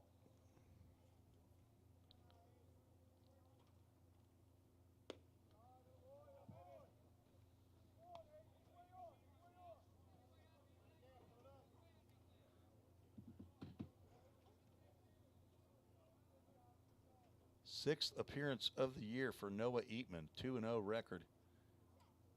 Delivers a fastball in there for a called strike. Came in with 12 innings pitched, 10 hits, only given up 3 earned runs, a 2.25 ERA with 10 strikeouts. Now 11 on the year. Trying to complete his 14th inning for the Pioneers.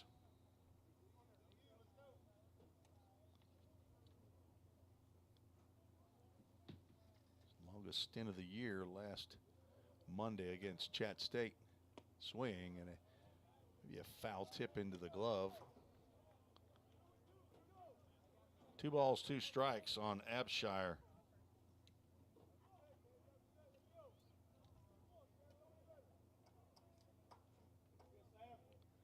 Five hits for the Raiders. And a swing and a miss. And down goes Abshire as Eatman leaves Lane Spry with a 2-out single on first base. No runs, 1 hit. No errors, 1 runner left on base. We're heading to the bottom of the 6th, scheduled for 7 here in game 1 of the doubleheader. Pioneers lead 9-4. You're listening to the Vol State Sports Network.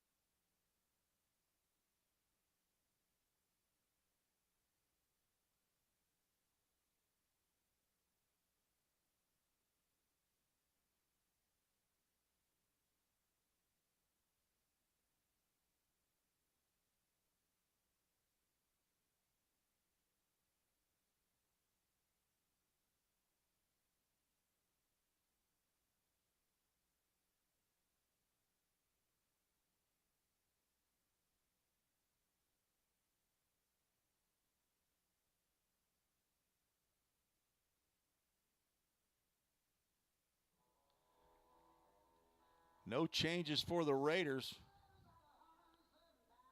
Starting 8 still out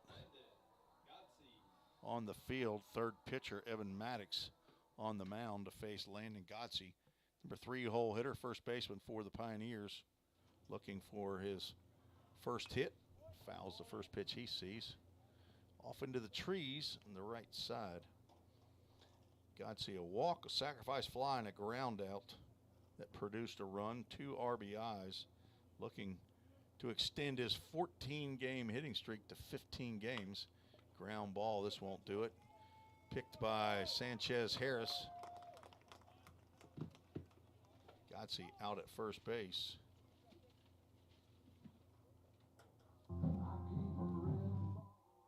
Jace Mizell, who extended his hitting streak to 7 games in his last at-bat,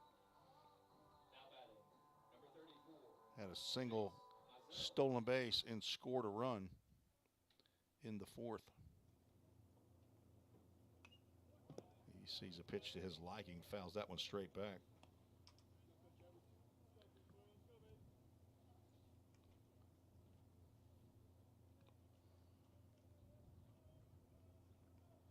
Cole Hedrick ended up going a third of an inning, gave up 4 hits by my calculation, just a bit too high over Mizell's head. 5 runs that were earned, 2 walks. If you count the error, which I counted as a single, then they will not be all earned runs. But as I've told you many times, I'm not the official scorer. That would be Coach McGuire or Braden Kale as they put their heads together after a ball game. But they do ask me for a copy of my book when I finish it. Swung on and lifted out to right field. Abshire over and will make the catch.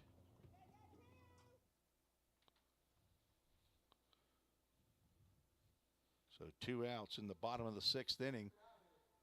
Brings Braden Vineyard to the plate. He also extended his hitting streak to 5 games with a dudette double in the 4th. Drove in a run. He is 1 for 2 with an RBI and a run scored.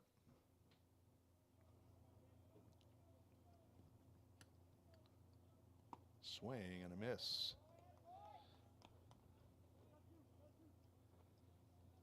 Now the 9th batter that Evan Maddox has faced.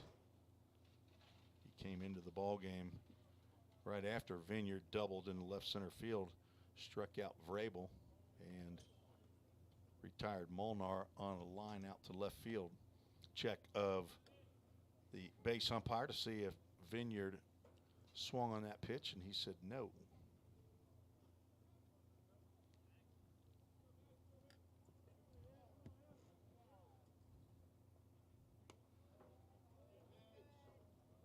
Breaking pitch misses high.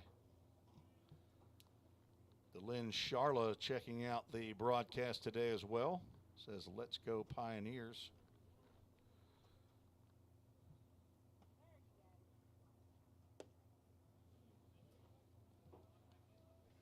Count now goes 3 balls and a strike.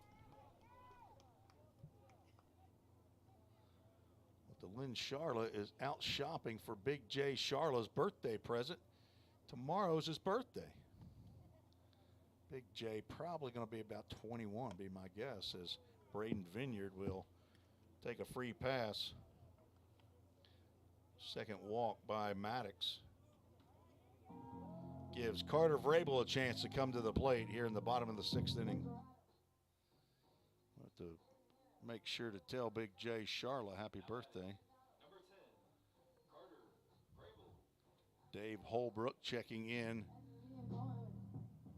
from Grove City, Ohio, suburb of Columbus, Ohio. He and Sherry Burris, Jake Burris's mother, watch about every game, whether they're at work or at home.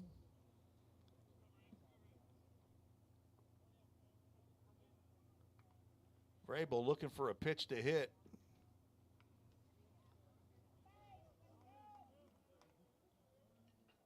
Throw over to first base. Back in time is Vineyard. many times, especially early in the count, Carter has the adage that I like to espouse, which swing hard just in case you hit it. He can hit a ball a long way, Samuel. He's hit some no-doubters here. Now, Jace Mizell Wednesday night hit one that was a no-doubter out there in the parking lot that almost hit Carter's mom's vehicle.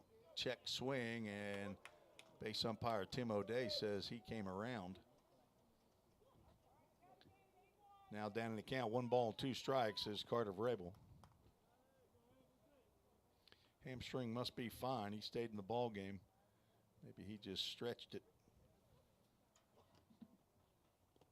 Swing and a miss on a ball in the dirt. Vrabel will go down swinging. Pioneers, no runs, no hits, no errors, 1 runner left on base. Need 3 outs before the Raiders would score 5 to get a victory. Scheduled for 7 innings. Pioneers lead 9-4. You're listening to the Vol State Sports Network.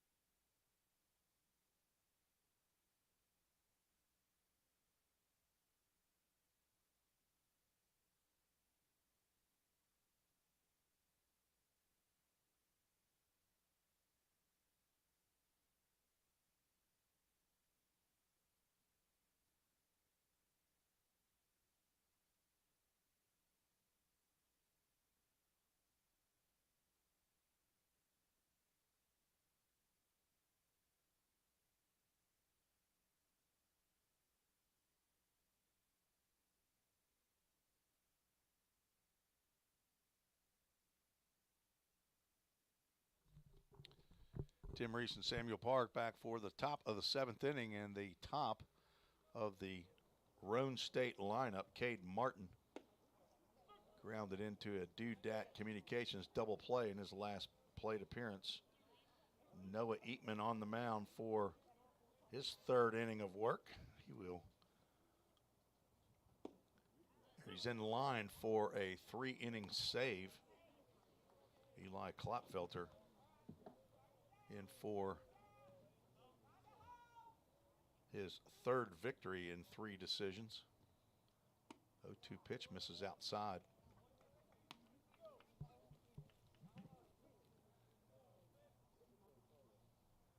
Pioneers only have 2 saves on the year. John Tomlinson, Chase Birdwell. Eatman. Breaking pitch that starts a little bit too far inside, and Cade Martin will trot on down to first base with the 2nd hit batter of the game for Roane State. Now batting, number 2, Sanchez Harris. First hit batter for Eatman.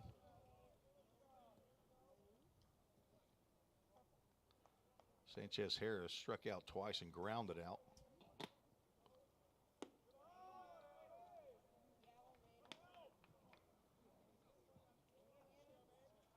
Searcy in left, Burris in center, Mizell in right. Vrabel, Molnar, Huddleston, and Godsey around the infield. Caleb Hawkins still behind the plate. Swinging, Hawkins took a piece of that one. At least the 2nd time that he's had ball come back. That equipment pretty much just keeps you from serious injury, Samuel. Just keeps you from serious. You'll get a piece of it. It still hurts when it hits you. Mm-hmm. Putting that gear on and wearing it was what earned me my college scholarship, but thank God I didn't have to play there for 3 years. Fastball just down.